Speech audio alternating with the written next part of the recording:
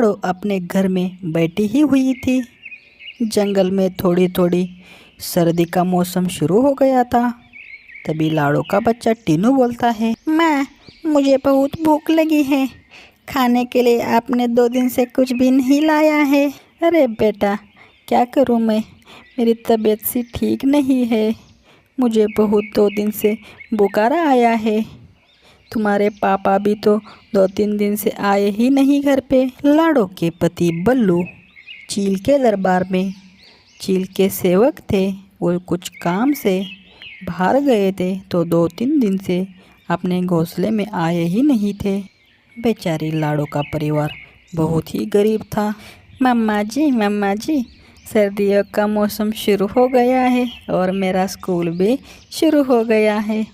सारे मेरे दोस्त नए नए अच्छे अच्छे स्वेटर पहन के आते हैं स्कूल में, बस मैं एक हूँ, मेरे पास ना स्वेटर होता है ना अच्छे कोई कपड़े ढंग के होते हैं। मुझे भी स्वेटर चाहिए मम्मा जी। और माँ मुझे रात में भी बहुत ठंड लगती है। माँ मुझे एक नया स्वेटर ला के आओ ना, पापा को कह दो ना एक नया स्वेटर लाने के लिए। बेटा तुम्हारे पास तो पहले से एक स्वेटर है ना, वो क्यों नहीं पहनते हो तुम। माँ वो स्वेटर तो मैं बहुत छोटा था तब लाया था और वो बहुत जगह से फट गया है। अब तो मैं स्कूल में जाने लगा हूँ, वो स्वेटर मुझे बहुत छोटा होता है माँ। मेरे बेटे तुम थोड़ा कुछ दिन और रुक जाना, तुम्हारे पापा का पगार आ जाएगा तो मैं तुम्हें बाज़ार में जाके एक अच्छा सा स्वेटर खरीद लूँगी। माँ मैं हर साल यही सुनता हूँ आपके मुँह से, आप तो मुझे ना स्वेटर लाते हैं ना मेरे पापा का पगार आ जाता है। माँ मुझे इस साल नया स्वेटर चाहिए ही चाहिए, नहीं तो मैं स्कूल में नहीं जाऊँगा। ऐसा नहीं कहते हैं बेटा, तुम्हें कुछ ना कुछ बड़ा बनना है, तुम पढ़ोगे तभी तो बड़ा कुछ बनोगे, नहीं तो तुम्हारे पापा की तरह मजदूरी करोगे। ऐसा नहीं होगा बेटा, तुम रुक जाओ, मैं तुम्हारा पुराना स्वेटर सील के तुम्हें दे देती हूँ, तुम वही स्वेटर नया लाने तक पहन लेना बेटा। लाडो बाहर से तो अपने बेटे को डांट रही थी पर अंदर से वो बहुत ही दुखी हो गई थी। मुझे माफ़ कर देना बेटा, हमारी परिस्थिति इतनी अच्छी नहीं है, हम बहुत गरीब हैं, हमारे तो खाने के वांदे हैं, हम कहाँ से नया स्वेटर खरीद लेंगे, मुझे माफ़ कर देना बेटा। तभी वहाँ पे कालू कौवा पहुँच जाता है। अरे लाडो क्या हो गया, तुम थोड़ी उदास सी लग रही हो। टीलू बेटा तुम कैसे हो। लाडो क्या बात है मुझे बता दो। अरे कुछ नहीं कालू भैया, टीलू के पापा 2 दिन से आए नहीं घर पे, वो कहीं काम से गए हैं राजा के दरबार में। तुम बताओ कालू भैया कैसे आना हुआ हमारे घर। अरे कुछ नहीं लाडो, थोड़ा सा छोटा सा एक काम था, मुझे अपने बीवी के लिए एक स्वेटर गिफ्ट देना था, पर मुझे तो इस कपड़ों के बारे में कुछ पता ही नहीं है। मुझे लगा लाडो मेरी थोड़ी मदद कर लेगी, क्या तुम मेरी मदद करोगी स्वेटर लेने के लिए। मुझे तो इसके बारे में कुछ भी पता नहीं है। अरे क्यों नहीं कालू भैया, हम आपकी ज़रूर मदद करेंगे।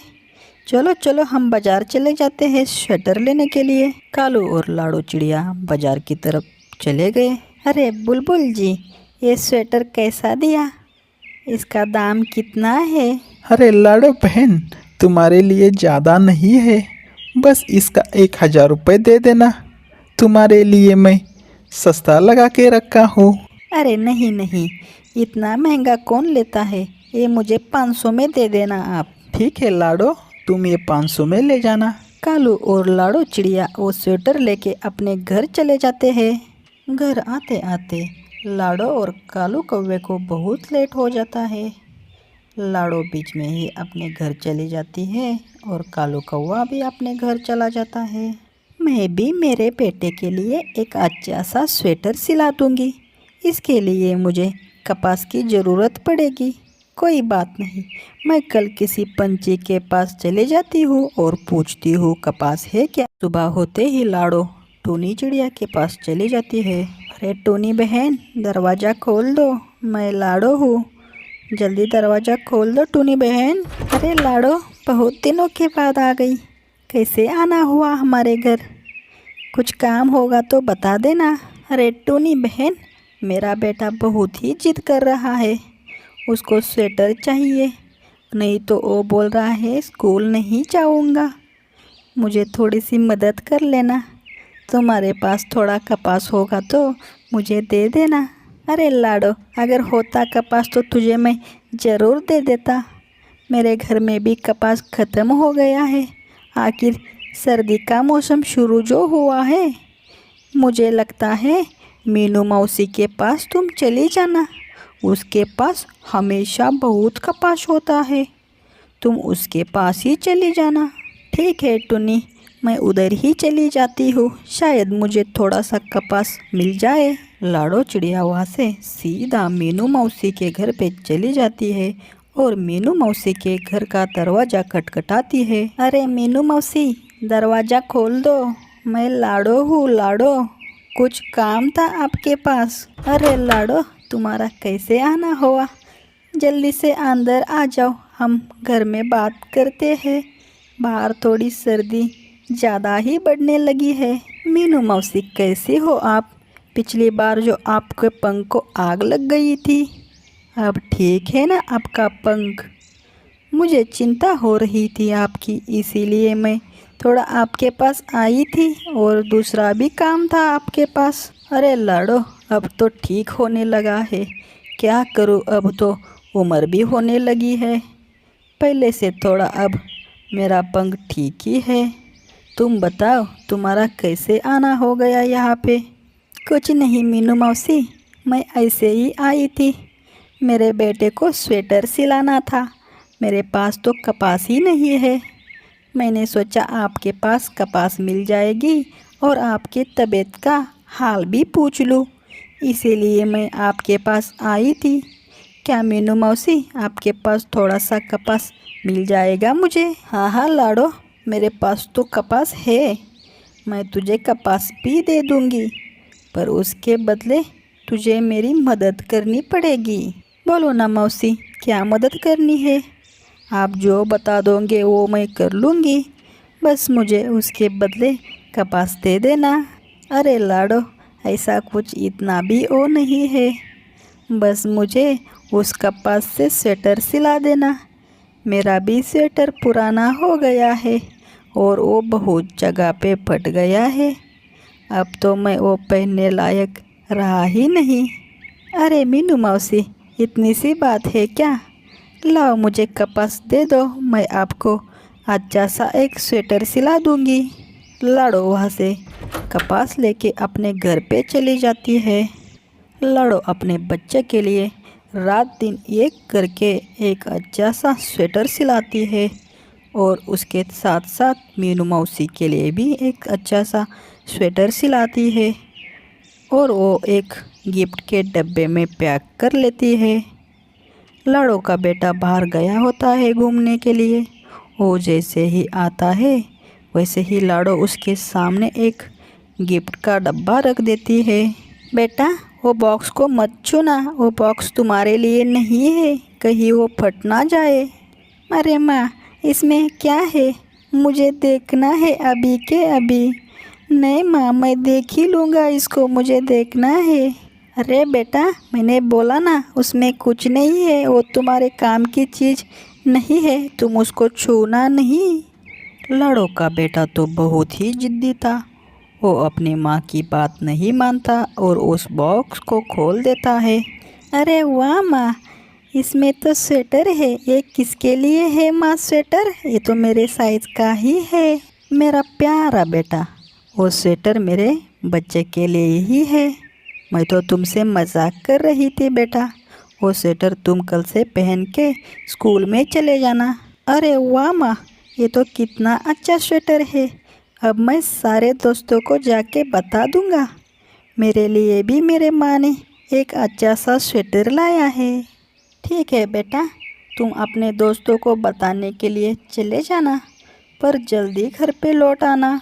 चलो, मेरा बेटा अब बाहर गया है, तब तक मैं मीनू मौसी का भी स्वेटर दे के आती हूँ। मीनू मौसी, ये लो आपका स्वेटर। अरे वाह लाडो, तुमने कितना अच्छा स्वेटर बिना है मेरे लिए। तुम्हारा बहुत बहुत शुक्रिया लाडो। ये बात तो सारे जंगल में फैल जाती है कि लाडो कपास से सबसे अच्छा स्वेटर बीन लेती है। सभी पंछी उसके पास आने लगते हैं। ऐसे एक एक करके सभी पंछियों ने कपास के बदले अच्छे अच्छे स्वेटर बीन लिए। धीरे धीरे दिन चले जाते हैं और लाडो बहुत अमीर बन जाती है। एक दिन लाडो के घर में नागराज आ जाता है। उसको देख के सारे पंछी वहाँ से भाग जाते हैं।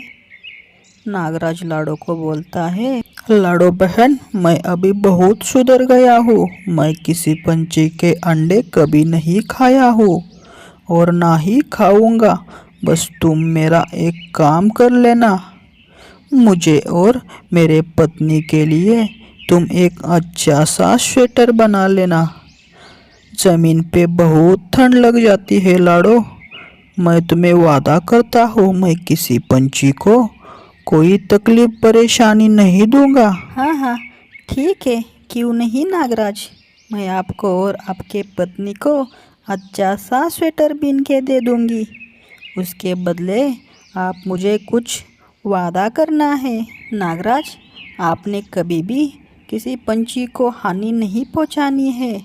सर्दी हो या गर्मी, आप मुझे ये मेरे साथ वादा कर दो कि मैं किसी पंछी को हानि नहीं पहुंचाऊंगा। हाँ हाँ लाडो, मैं किसी भी पंछी और प्राणी को कभी कुछ नुकसान नहीं करूंगा। लाडो वादे के मुताबिक नागराज के लिए भी एक अच्छा सा स्वेटर बना लेती है। धीरे धीरे लाडो चिड़िया बहुत मशहूर हो गई। सारे जंगल के पंछी और प्राणियों की स्वेटर वो सिलाने लगी। आगे जाके उसने एक दुकान खोल दी और उसके ऊपर अपना गुजारा चलाने लगी। धीरे धीरे वो बहुत अमीर बन गई।